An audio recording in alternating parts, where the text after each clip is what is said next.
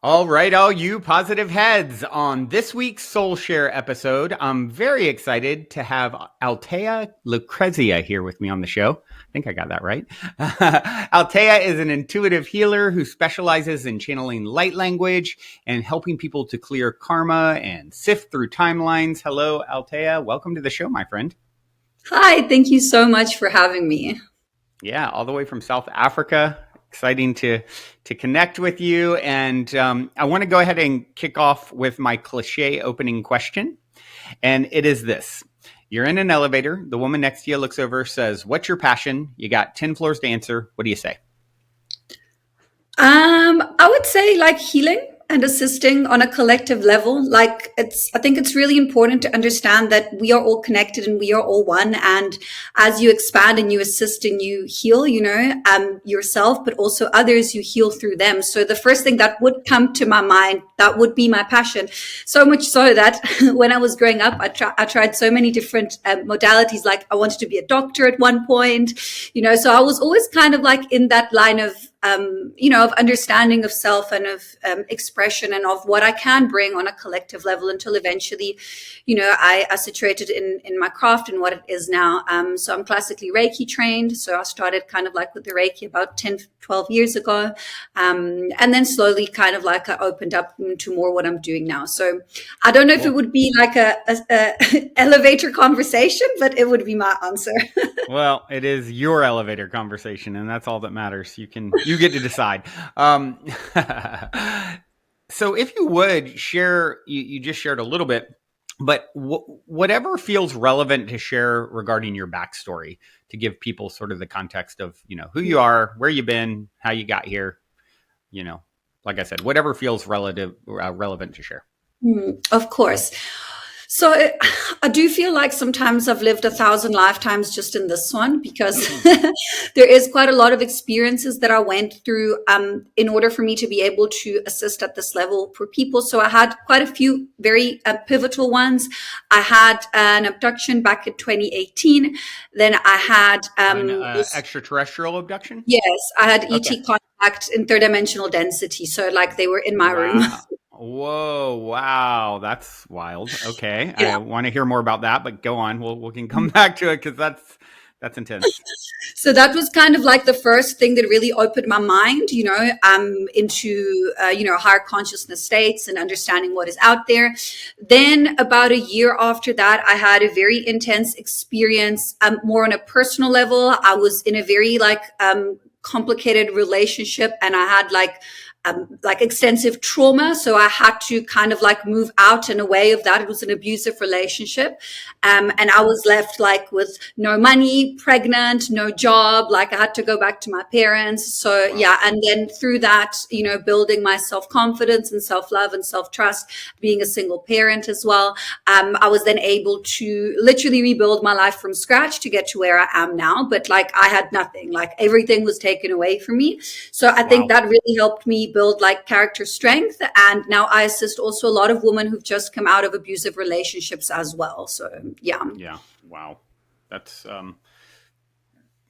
sounds like you've been on quite the adventure. Yeah, I'm always fascinated whenever someone talks about like a third dimensional experience with extraterrestrials. I actually had what I believe was,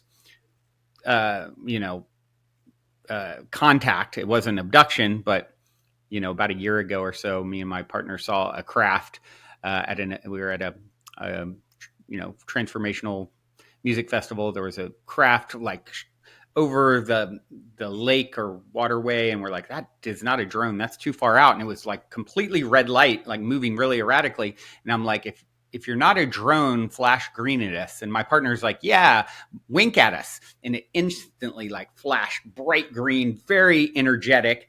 And then it just like blink, blink, blink. And yeah, it was intense. You I got So goosebumps everywhere.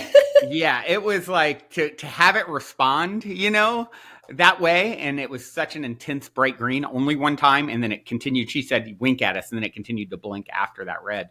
And yeah, it was for me. And then we kind of like meditated at that moment and like trying to connect with it. And it felt very much like, I got definitely a few messages, and it felt, I don't know, my intuitive reaction to it was it felt like a future version of self or something in some way. And I think a lot of times that I've heard people speak about that. I mean, and of course, at some degree it's all one, right? So it's like degrees of separation that we're speaking from, so, yeah, very interesting to kind of dissect all that. But I'm very curious to hear your story. It sounds like it might have been a traumatic, Yeah. event.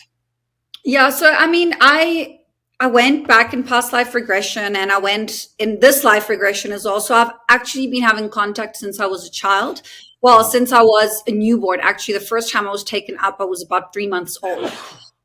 So that's quite an interesting experience that I had. I was basically like, and I remember it, and it's crazy because they say you can't have memories before you're like 2 years old, but I remember this very clearly.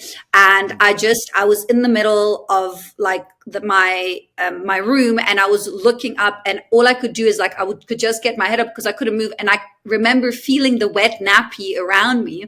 And then I remember my mom coming, opening the door, and me turning the head, and I had gotten from the cot with like bars on it out into the middle of my room, but I was like 3 months old, so I couldn't climb, I couldn't move, I couldn't walk.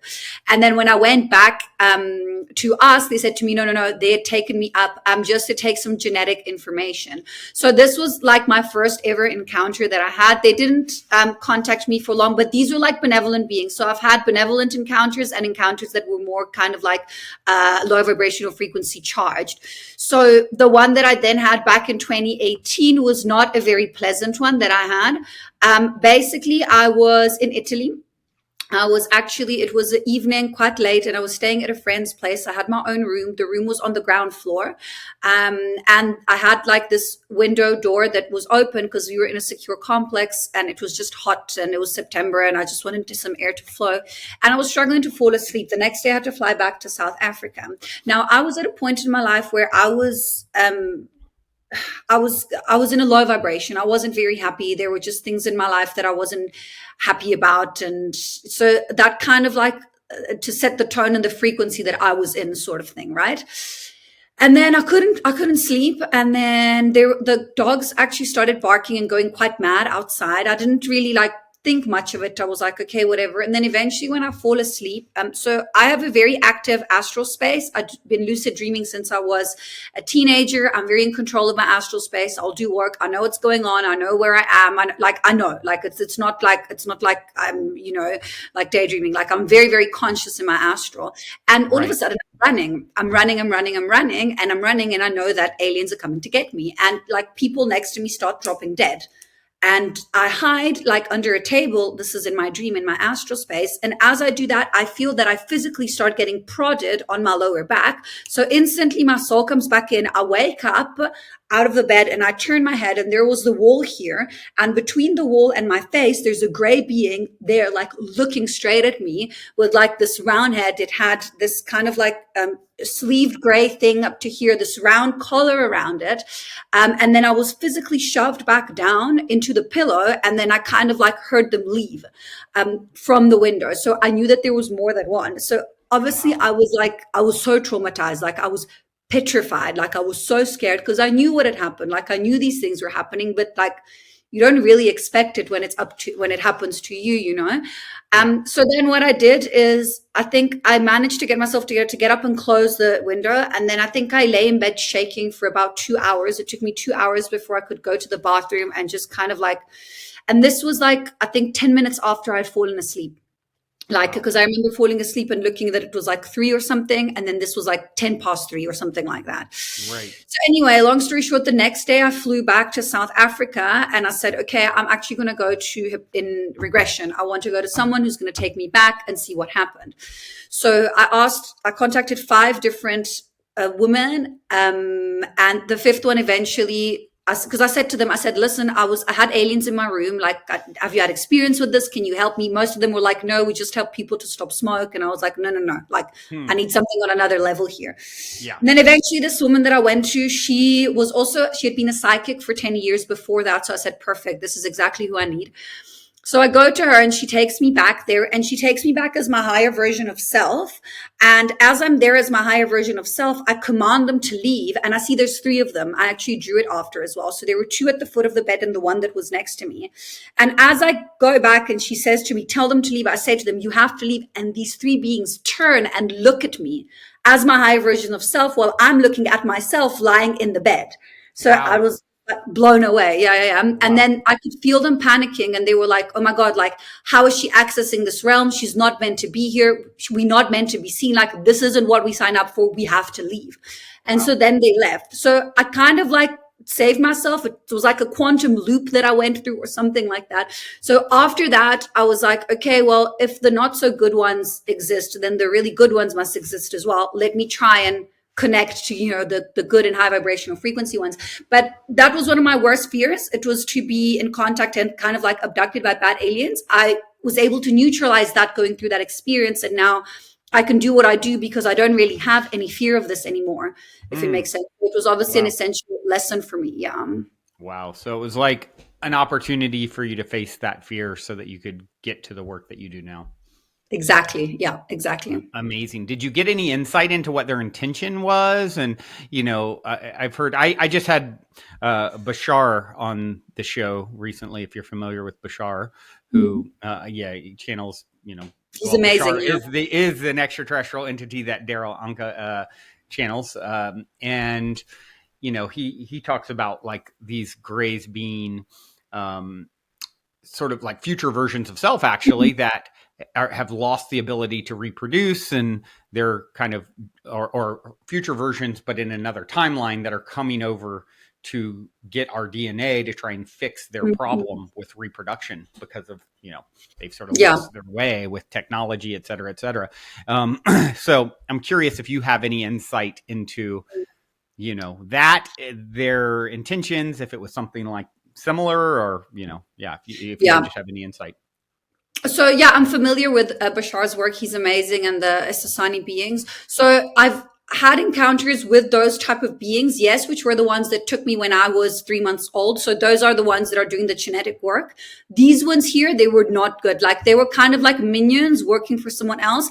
And what they were doing is what I then, intuitively figured out is that they were actually, well, I was told I was only told this like a year or two after, that they were going from house to house to see who was sleeping and if they could do stuff, if they could like take samples or things like that. But this wasn't something for the highest kind of like timeline or contracts, if it makes sense. It was Yeah. almost like scheming.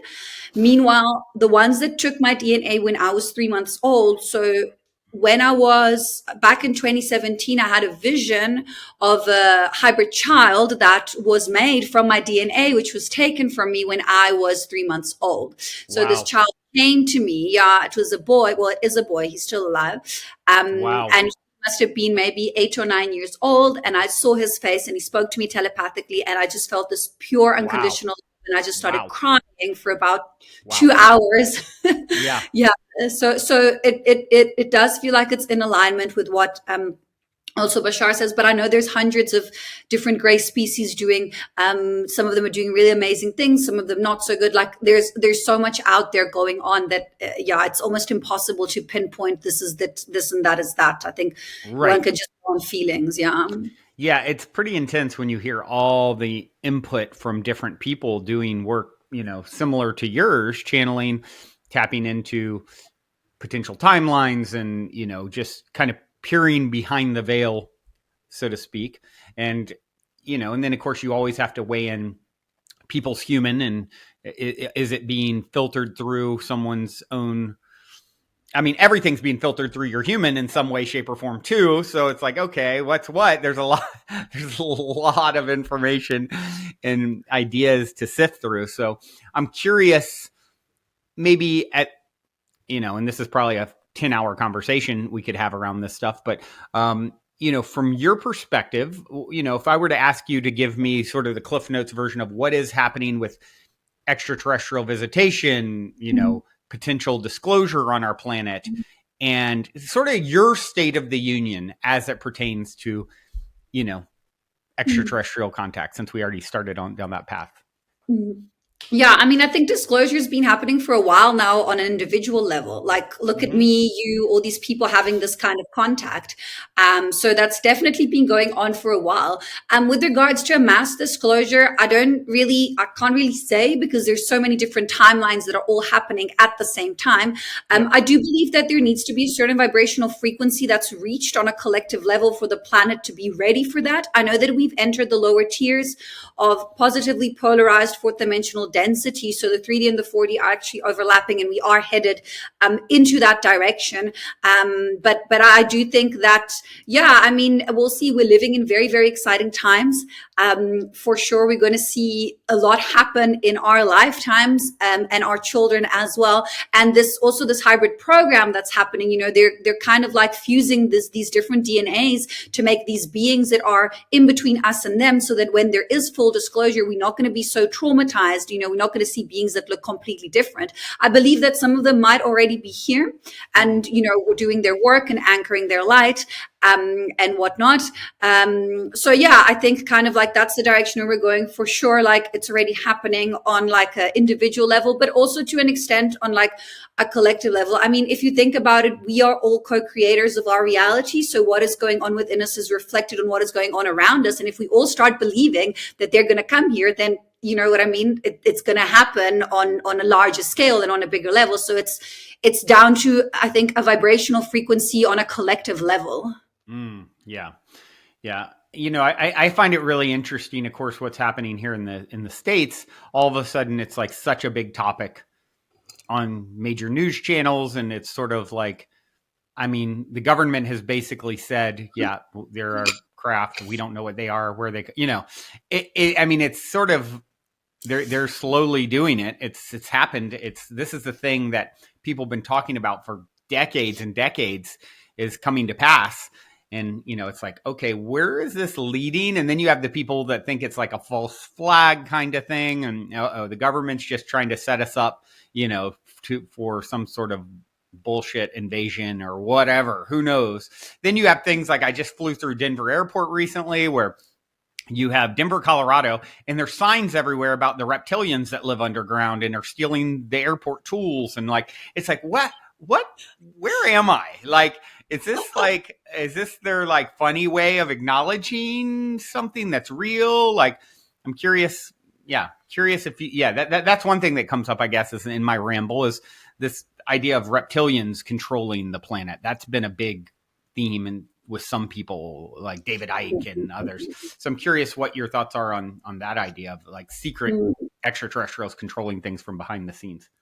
So I can only speak from my own personal experience. I have encountered reptilians in the astral, and I've actually Mm, had to like fight them. Like the mm, ones I encountered were not very nice.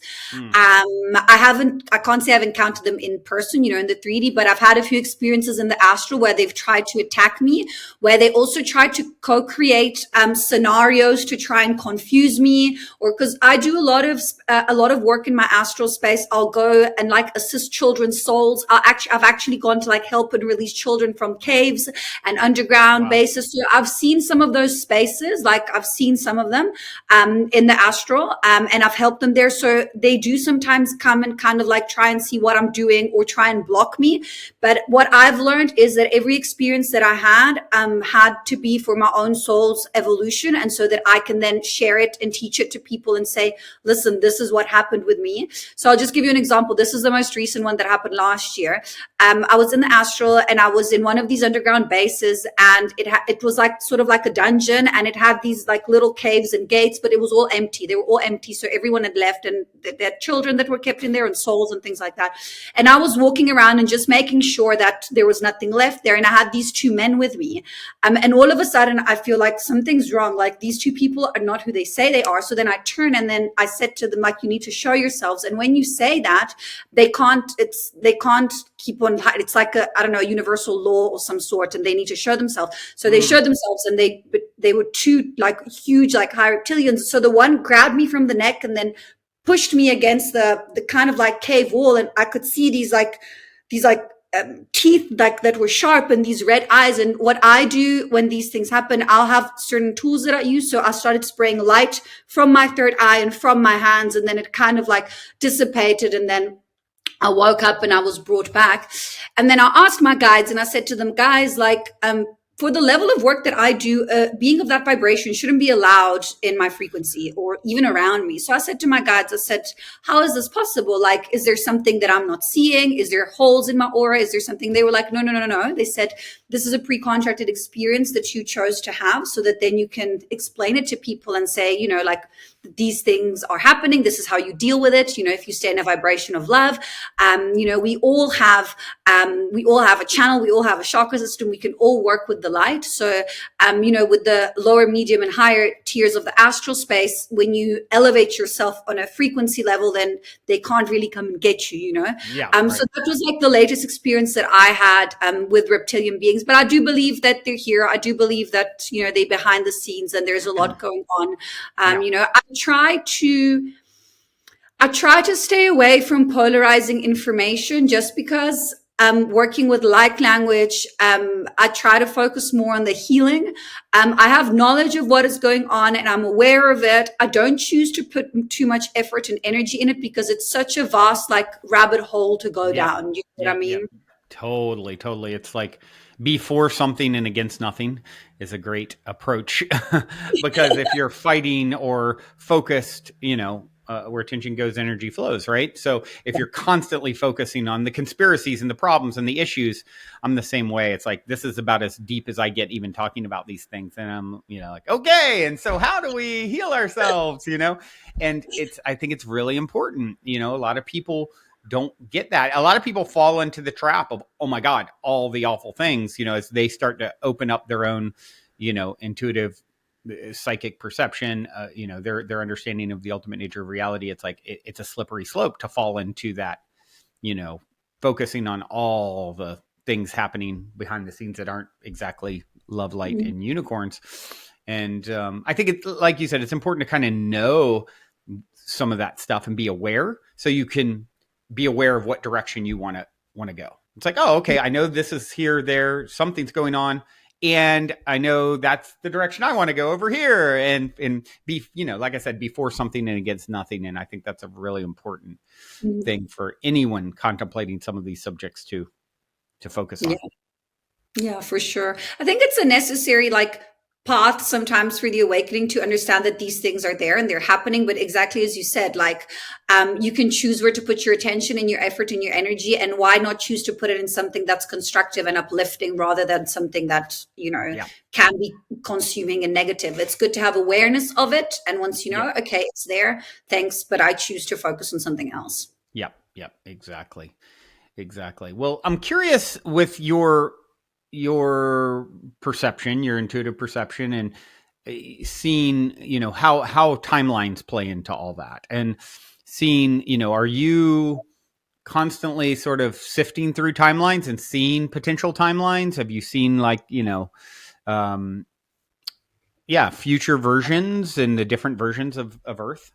Yeah. So what I do is right now I'm actually clearing apocalyptic timelines so that they don't happen. That's what I've been doing. Thank you for your work. So you mean you're saving Starbucks for me? Oh, yes, perfect. That's what I've been doing in the past few weeks. They've been sending me apocalyptic timelines to clear in the astral space. So there's no limitation of time there. So everything can be cleared very instantly and quickly. I don't really go into Earth timelines that much because there's so many, and it's such kind of like it can be a very polarizing subject. I try to stay away from polarizing information. So what I'll do is I'll go into specific timelines for my clients, or, you know, on a collective level to see, if you know what I mean. So that's kind of like the direction that I go down. I believe that all the timelines are possible and already existing. It's just a matter of learning to align with it. Do you know what I mean? But from an Earth perspective, I would say, like, I've been clearing quite a lot of apocalyptic timeline. I do believe that there's going to be some kind of economic restructuring and redistribution of wealth and whatnot. So that in a positive way. Hmm. I do think that a lot of people are actually going through taking, how can you say, a kind of like exit points. So a lot of souls are choosing to leave at this time, and they're either choosing to reincarnate back as children or to help from the other side. Hmm. I don't know about you, but I've had in my personal life, even in the just in the last few months, I've had people like my age or young, just like die and leave because they don't really want to be here as per contract for the awakening. So that's something that's been happening on a collective level. I have seen like a very beautiful rise in the masculine within the last 3 or 4 years. That's been like a big shift that's been happening. Like a lot more of the divine masculine has been kind of like stepping up and stepping forward on that level. So yeah, I think there's a lot of different timelines. What I saw happen, this is quite important. This was around the end of May or so. I was speaking to a colleague, and well, she actually saw it, and then we spoke about it, and then I tuned into it. Basically, so Earth, right? There's our Earth, and then a timeline integrated into Earth with a lot of soul fragments that had to be integrated for people on a collective level. So a lot of people were going through a lot of ego deaths, a lot of changes, like losing their jobs or their relationships ending because they had to leave in the past what wasn't good for them anymore and move forward with the integration of these soul fragments. So there's Hmm. been a lot of soul fragment retrieval that's been happening on an individual, on a collective level, and on the earth itself. Like I believe Mother Gaia is clearing her own karma.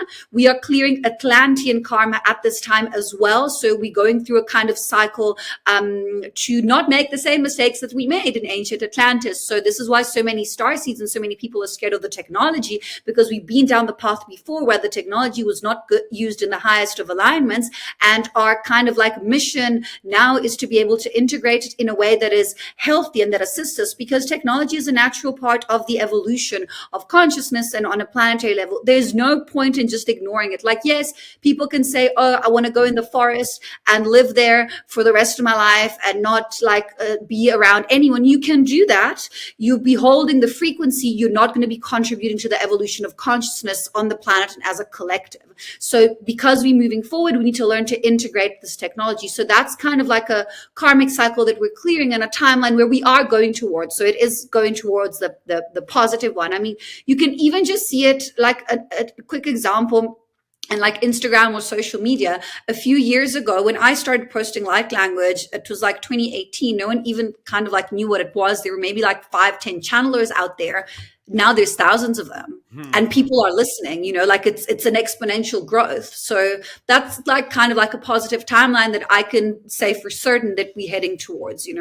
Yeah. Yeah. Um, yeah. It's light language is an interesting thing, and like you said, a lot of people. I see more and more people who are sort of having that experience uh, as a channel, and I'm just. I'd love to hear your sort of explanation. And I know here in a little bit you're going to actually. We talked before we started recording that you're willing to do a little transmission, which is awesome. Um, but yeah, maybe you can explain for those who don't know what light language is and how it works, etc. Yeah, it's basically a vibration, a frequency that bypasses the conscious mind and works directly on your energy field, and on a soul level and on your DNA structure. It's a direct expression of the soul. Now, there's every single person who speaks the light language has their own imprinting. It cannot be translated verbatim like you would have your English, or your German or things like that. It can be expressed in many ways. It can be sung, it can be signed, it can be written, it can be spoken. So it's basically the new technology that's coming in to assist with healing. It can be coded. It works in the quantum realm. So you can code a code and you can say, okay, I want the code to go and help this person clear their trauma with their mother.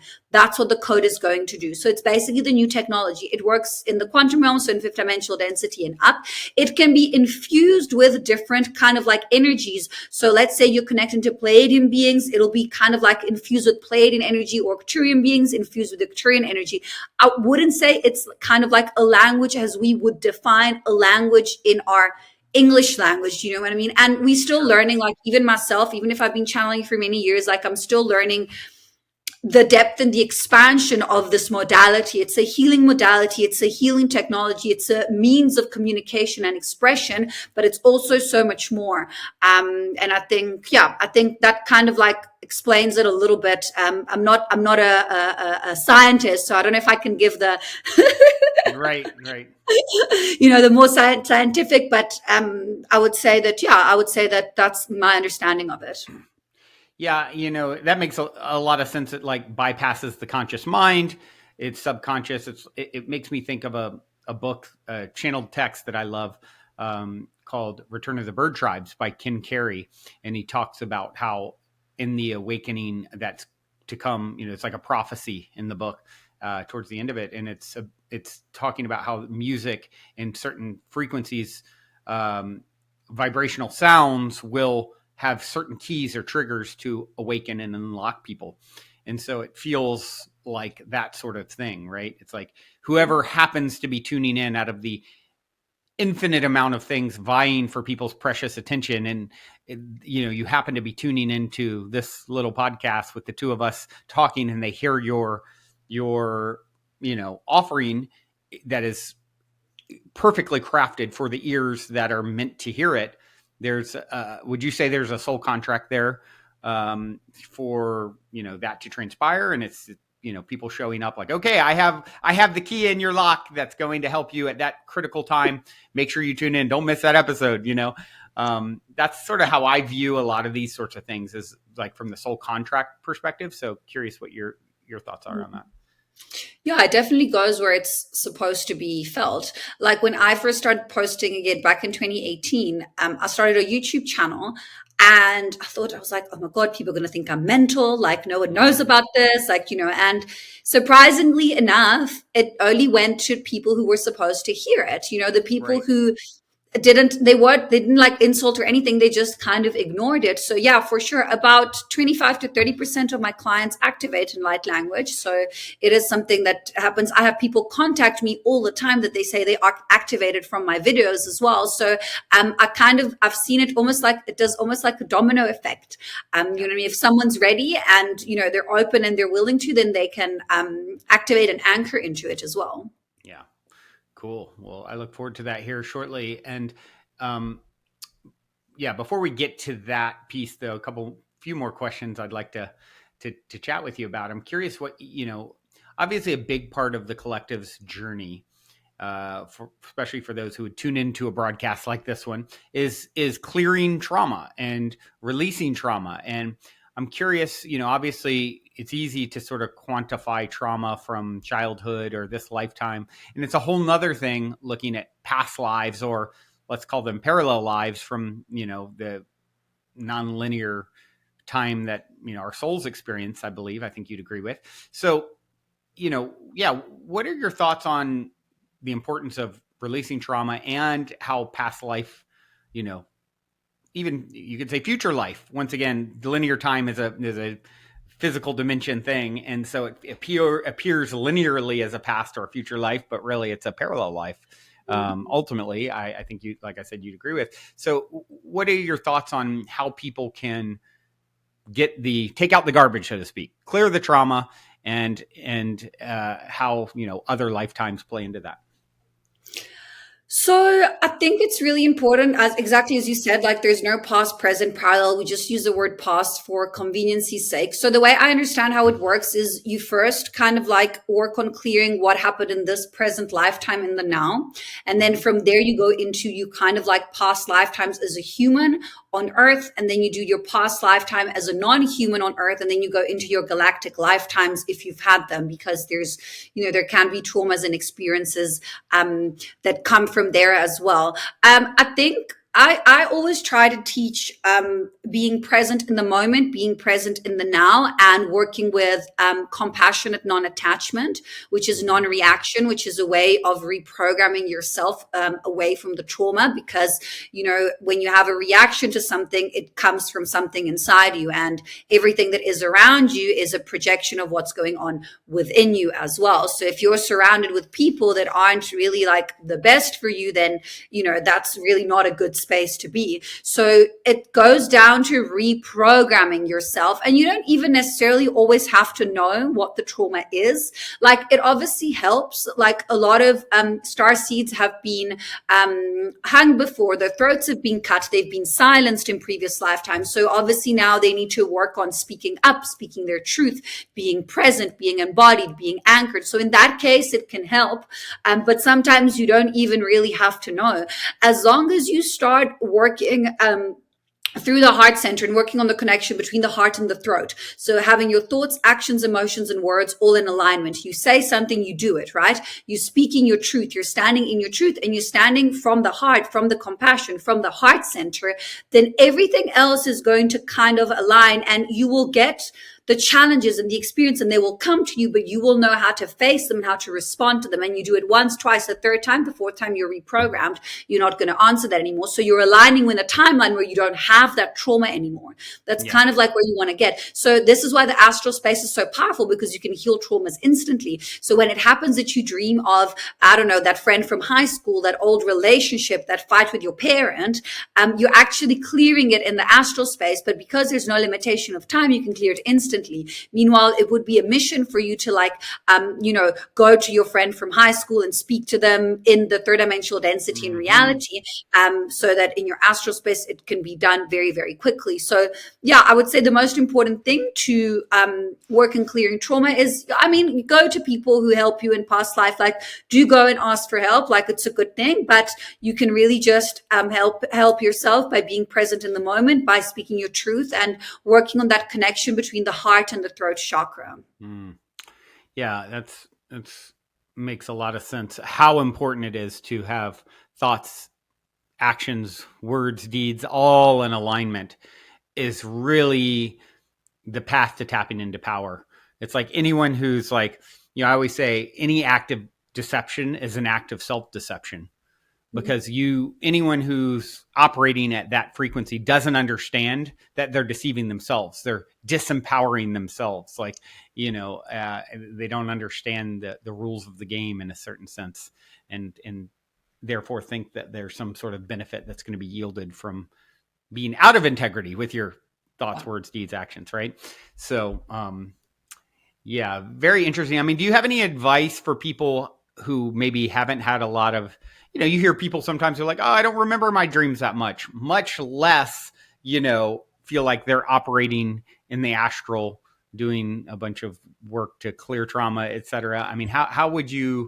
What advice would you give to someone who would like to experience more of that? Yeah, I think, like, even if you don't remember, it doesn't necessarily mean that you're not active in your astral space. Setting the intention before going to sleep is a really good way. So just, taking 5 minutes for yourself, meditating, clearing your mind, asking your guides to help you with recollection, with memory. What I've seen happen in people's energy fields and people's experiences is that there's cycles. So you'll have cycles of like maybe a week, 2 weeks, 3 weeks, where you're consistently clearing in the astral and remembering your dreams, and then you won't remember them for like a month or two. When that's going on, you're clearing on more of a physical level. So you're generally not clearing on both areas. So it's kind of like a cycle. So if you're clearing physically, then your astral will kind of quieten down. If your physical is in a space which is more of alignment, then you can be clearing up in your astral. But I would say, setting the intention, and then anything that really works with visualization. Visualization helps, even like candle meditation or yoga nidra, just anything that really brings you into the moment and helps you exercise that visualization processes. Yeah. As of this recording, I did my solo episode yesterday, and it was all about visualization techniques. And I talked about the Silva method, which I don't know if you're familiar with or not, but pretty interesting story with this guy, Jose Silva, and ultimately just giving people some sort of structure with their visualization. So yeah, I was just talking about that. If you go back, well, as of the release of hearing this episode, it would be a few weeks ago. If you search, visualization, I forget the exact title of the episode, but use the word visualization. It's a really cool process that you guys can check out. And yeah, really, really good. Yeah. So one of the things that I'm curious, to hear you speak about is 0 point neutrality. that's something that, just kind of looking over some of the things that you are, you explore them, like that popped out to me, like, oh, what do you mean by 0 point neutrality? We hear a lot about escape velocity and sort of the well, what's the word? Shoot, I'm going blank on it, where it's like the where everything sort of collapses into that one moment. Oh, I'll think of it in a minute. But yeah, could you explain what you mean by 0 point neutrality? Yeah, sure. So I'll give you an example. It's probably the easiest way to explain it, and then I'll extrapolate from that. So basically, let's say you want to manifest something. Okay. So Mm-hmm. let's say I'll just give you a perfect example. Everyone in today's society wants to manifest financial abundance. So you want to manifest money. Okay. So how do you do that? You can sit down and write it down and use the different methods to manifest in the 3D. But if you manifest through 0 point neutrality, then you can get to that a lot quicker. So what do you do? So you basically like you imagine and you think, what is the money going to give you? Is it freedom to be able to Mm-hmm. travel? Is it safety, security to buy a house? Whatever. Let's say that you want it for freedom for the sake of this example.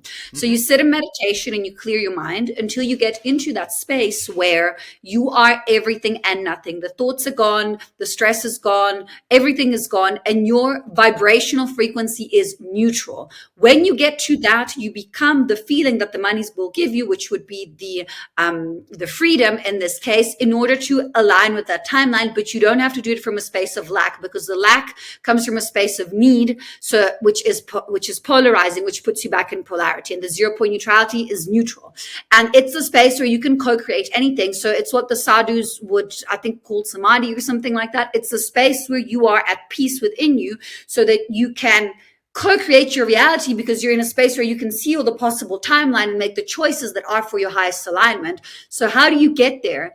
It's about grounding. It's about being anchored, being grounded, being present in the now, and that mixed with the compassionate non-attachment, the non-reaction, this objective observation will put you in a space which is neutral. But if you want to manifest anything from 0 point neutrality, that would definitely be the quickest way, because then you align with the timeline where you already have that. But it's really important to not do it from a space of need, because it comes from a space of lack. So you kind of need to want it, but you need to be okay without it as well. I can give you, this is a perfect example.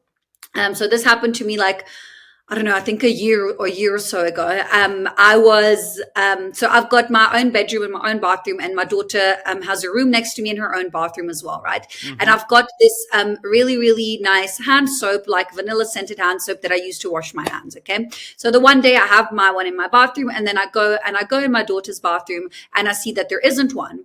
So I make a mental note. I'm like, oh, okay, I must put one there. Okay. So then, I don't know, like half an hour or something passes by. And then I walk back into the bathroom and I see that there is a full, thing of that vanilla soap. So the first thing I do is I go to my room and I'm like, did someone move the one in my room? No, there's one in my room as well. And then I ask everyone in the house, I'm like, did anyone put the new soap there? Because I had gone to check in the store if there was any soap in the closet, and there was none. So I made a note. I'm like, I must buy it. No one had placed it. What happened? I aligned with the timeline where the soap was already there, because I didn't have attachment to it. Like, I didn't care if it was going to be there or not, but I was like, okay, but let me kind of like get it. I kind of wanted it, but it wasn't like, you know what I mean? So I Not a hopped bunch of into energy around it that's like pushing it away, like I have to have this or else. Exactly. So I aligned with the timeline where there was a full thing of soap there. This is just like the perfect example of how you can manifest and align with things. So that's kind of like how I understand 0 point neutrality. I know there's different people who speak about it in different ways. I don't really do any external research. So what I speak from is from what I've channeled and from my own experiences as well. Yeah. Very, very cool. When you're having, yeah, I love that example. It's a good one, because it's something that's small and not supercharged, right? You don't have a lot of charge around it one way or the other. And I think when you can have that around relationships and the house you want and the car that you want, what the job you want, these things that are bigger items, but you can be like, yeah, do I really need it to be at peace, fulfilled? No, I don't. And so if I can bring the energy of like that, I could take it or leave it. I prefer to take it, but whatever. I think I think that's a really powerful place to create from, and I think it's really cool when you start seeing things like little shifts in your, like, did I jump timelines? Because you might have seen this thing that a lot of people have talked about in recent years, and I'm curious your thoughts on it, where people talk about like remembering movies different. For example, they're like, hold on, it wasn't the Berenstein's Bears, it was the Berenstein, whatever. They're like slight variations in names of shows and things like that. Have you come across this? And It's a Mandela effect. They yeah, call it the yeah, Mandela right, effect. right. That's it. Yeah. Yeah, yeah. Yeah, well, I mean, this was mental. I had this building that I walked past where I used to live when I used to live in Cape Town. Mm-hmm. And I remember it being like gray, like a Mm-hmm. light gray. And then all of a sudden, one day I walk past and it's like bright blue. And I'm like, I Wow. didn't see anyone paint it. And Yep. like the evening before and it was a big building. Like it's not like they could have painted it in like one morning, Right. you know. So definitely, like it definitely happens. Yeah, for sure. Yeah, it's really an interesting phenomenon. Well, if it feels like a good time to you, I think it would be cool to invite you to share your light language transmission that Of you course. talked about doing. Yeah. Okay, great. Sure. Okay, so you can just start by closing your eyes and anchoring into the body as we find a comfortable breathing rhythm. With every inhale, we breathe in light. With every exhale, we release all that no longer serves us. And as we call on the Archangelic Collective, Michael to the south, Uriel to the north, Raphael to the east, and Gabriel to the west, we call on Archangel Metatron with this blue cloak of protection from above, and Sandalphon to seal the grid from below, as we call on our higher selves, our spirit guides. Anyone else who wishes to be present for the greatest and highest good, you're welcome in the space. Taina reatreo kuratsie serukunaraye kumaraya shira takria sorokoro ishinataka. This is going to assist with the heart throat connection that I was mentioning earlier. Tierokura ishinataka rai raya shitakina ratakria satakarato rotokoro ishirataka. Nta nie no riasie sut kumrasie ratakara. Opening heart, opening systems, opening, calling in more light, divine rays, anchoring,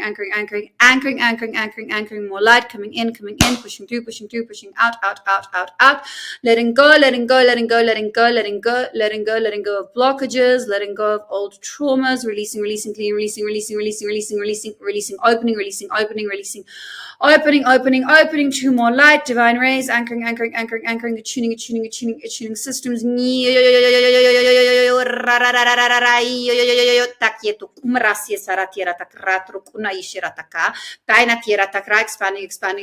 Expanding structures, activating blueprint.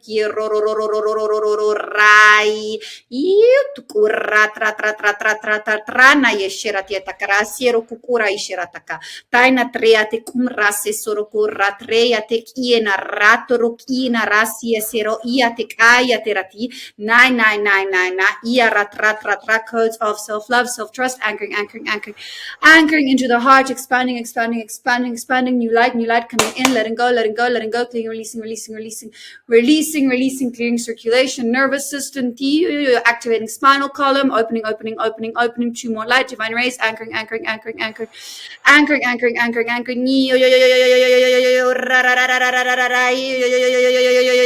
tuning, activating, more light. Expanding into more light, divine rays, anchoring.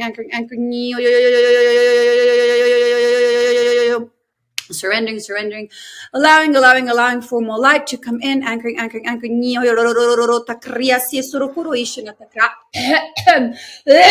Clearing, releasing, releasing, releasing, releasing, releasing, releasing, releasing, releasing, releasing, releasing, decoding, detangling, decoding, detangling, decoding, detangling, detangling, detangling. I'm clearing some ancestral karma here. Takuroi shiratakra, tria tukura, tre, tre, tre, tre, tre, osoro kurai. Some of you might feel it in the stomach, in the sacral, yero tukura, trea, tria, shiro, tukura, shirataka. Raya, shiro, tia, tukura, shiratakra, anchoring, anchoring, anchoring. Anchoring, anchoring, anchoring, anchoring, anchoring, anchoring, anchoring. More codes of love, self-trust, attuning, attuning, attuning, attuning, attuning, letting go, letting go, letting go, letting go, letting go, letting go, letting go, letting go. Io to takria si sera sira takra. Traya te kuro tria na takra ie shira takra sira soro kuro ishira as we open to more love, more self-trust, trust of self, codes of knowledge coming in, anchoring, anchoring, anchoring, anchoring, anchoring, understanding of self. Tiro tira shira te kira tara tara tara tara tara tara. Traina tietu kumrasi sarate korotrik nayata karate karosie saratrieta ra nriate ra ro letting go, letting go, letting go, letting go of any tension that you've been carrying, any weight that you've been carrying for others. You let it go, you let it go, you let it go. It is not your responsibility. You're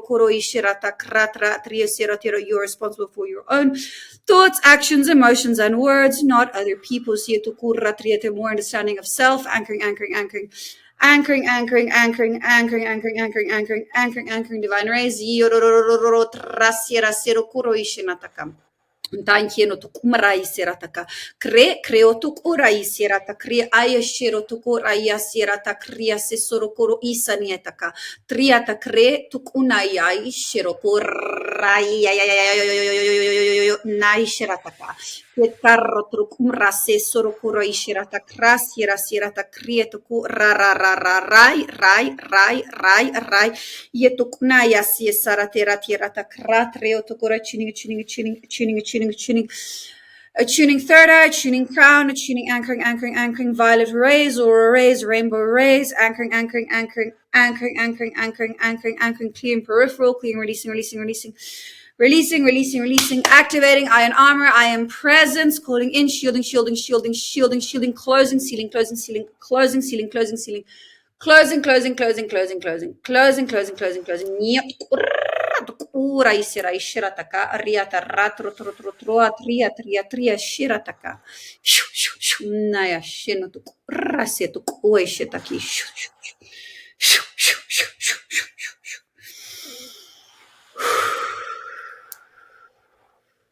Okay. So you Wow. anchor back into the body. Yeah, how are you feeling? Really high. Yeah, it's an energy boost, like it's strong, like it's like a quick like reset of everything. Amazing. Thank you.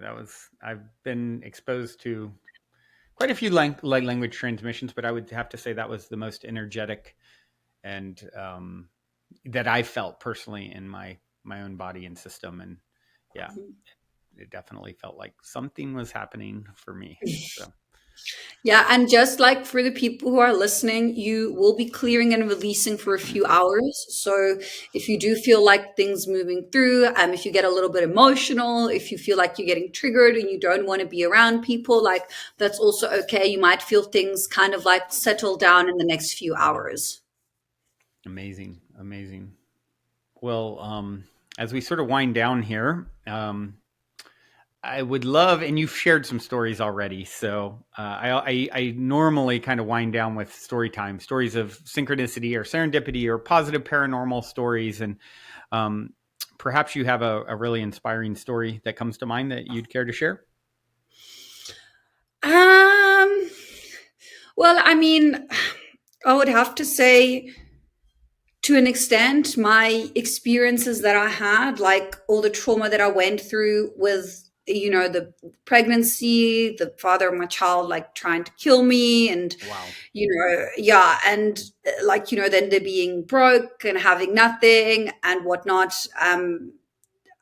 That to me was very like changing. And if I look back at it, like I can really, really see the progress that I've made.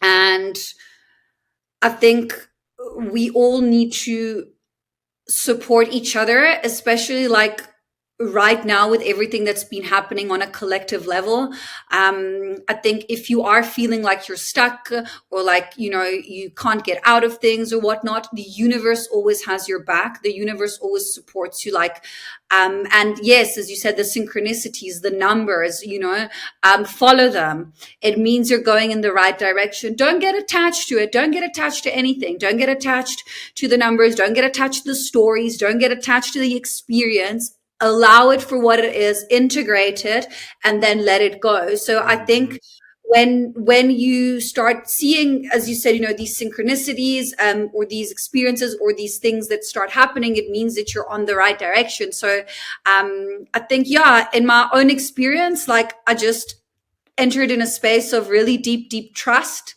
And I think once you understand that you are always divinely guided, like, every individual here on earth right now as a whole ascension team for them that's there just waiting for them to help. So a really important thing that I just want to add is ask your guides.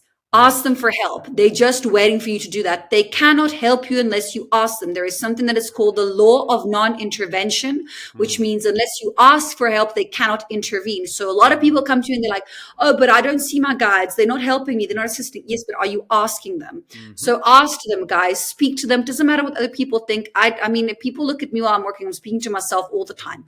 Yeah. You Right. know what I mean? Like, it doesn't matter. So, yeah, trust your gut, trust your intuition. Stay grounded and speak and connect to your guides. I don't know if that kind of answered what you asked me.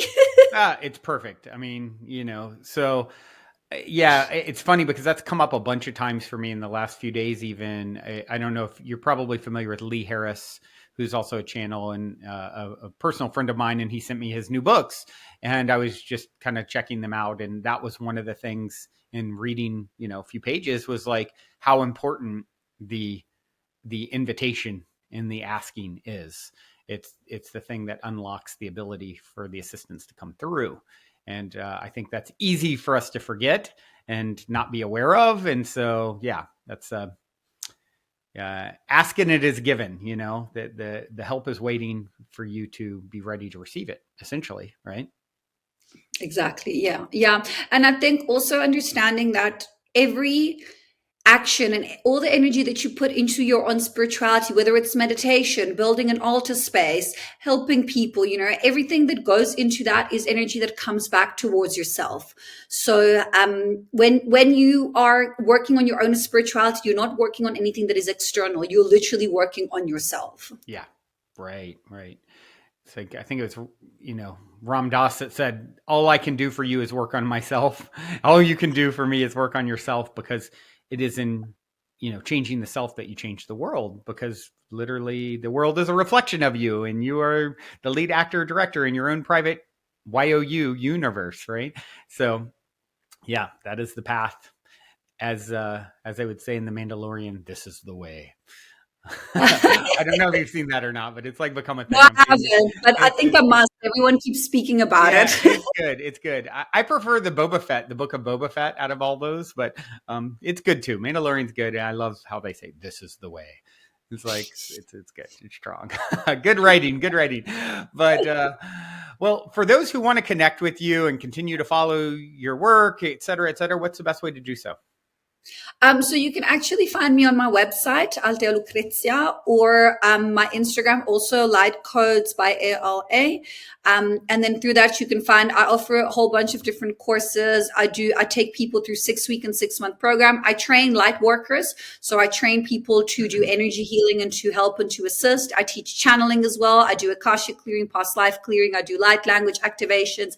I'm currently holding also a manifestation mentorship to help people. Also, if you're struggling to start your own spiritual business and that's the direction you want to go, I teach the energetics behind financial abundance, behind the social media, and how to kind of understand and relate to that. I've got workshops on releasing psychic attacks, on releasing attachments, on activating the third eye and psychic vision and intuition. And then I do a monthly collective healing. which a lot of people participate at, which is only for $12, and it's 45 minutes of channeled light language, and it's really, really, really useful, and it really assists a lot of people. And then I'm actually going to be in the States next year, so if people want to meet with me personally, I will be speaking at the Conscious Life Expo in February, and I will that be in LA? That's in LA, right? Yes, that's in LA. Oh, you have Yeah. to come visit. Me and my partner run a co-living event space called the Mystic Manor. That's definitely a Oh, hub that sounds for conscious community in LA, and we do, every couple months these big sort of transformational festivals for a day, if you will, with wow, workshops and yoga and DJs and pool and hot tub, and yeah, it's a vibe. So for sure. yeah, we'll have Even to the see. name sounds so cool. The name is so Yeah. cool. Yeah, I started it. I set it up originally as a retreat center and studio for a late night style show called Optimistic, like spelled MYSTIC, that I filmed 17 episodes prior to COVID, and then COVID kind of threw a wrench in everything that we are doing with retreats and filming in front of a live audience, late night style talk show, and so yeah, it's sort of evolved from those. Actually, I think in a couple of days it'll be our 4-year anniversary here. So, Wow. yeah, it's an incredible space. It really is a vortex and a beacon in the LA area. So, yeah, let's definitely stay in touch when you're in town here, and you'll have to come through. For sure, definitely. I would love that. Yeah. So I'll be there in February. I am holding workshops in Europe as well. I'm going to be in Milano in November and Paris as well, beginning of December, too. So I don't know. Yeah, if some people are listening here, then you can connect, and I can send all the information through that. And then next year I'll be doing the Conscious Life Expo in LA, and then the week after that I'll be holding a workshop in New York City. So for those who are that side, that might be easier and whatnot. And I'm very, very excited to come that side as well. So it'll be an interesting experience. But yeah, just my website or my Instagram or my YouTube channel also, Althea Lucrezia. Amazing. Well, I do have one final question for you here. It's my cliche closer, and it is this. In 60 seconds or less, what is the meaning of life, according to Althea Lucrezia? Sure. I was just about to answer. Have you seen A Hitchhiker's Guide to the Galaxy? Ah, yes. I love this answer. What's the Every number? time 42. 42. That's right. 42. Got it. Yeah, 42. I was literally, that's the question. Okay. Creating. And the reason I say that is because I had a very profound vision about 2 years ago where I was in deep meditation. I became a cell that was reproducing itself at a rapid rate. And I asked telepathically source, and I said, what is this? And I was told, this is what it is. This is the meaning of everything, the creation. So following that creativity, following that creation, following that space within the heart would be the closest from my understanding of what I would be able to define. Yeah. I love that answer. It's very fundamental to, as we talk about on the show all the time, we're one with the source consciousness that creates and animates all things. So we are the creator and created rolled into one. So when and where are you most fulfilled if what you are at your core is a creator? When you're creating, right? That's what it does. And Exactly. so, I believe everyone's path will involve creating in some way and serving in some way, because it's in serving, in giving that we receive, because there are no others. So this is the path to receiving, is in giving. So yeah, I love that answer. Thank you, Althea, so much for taking the time to come on and share your wisdom. And the channeling was super powerful. I so enjoyed it. And I know those out listening have enjoyed this episode. And yeah, thank all of you for tuning your beautiful brainwaves and incredible hearts into another episode of this show. Until next time, journey well. I love you so much. I love you so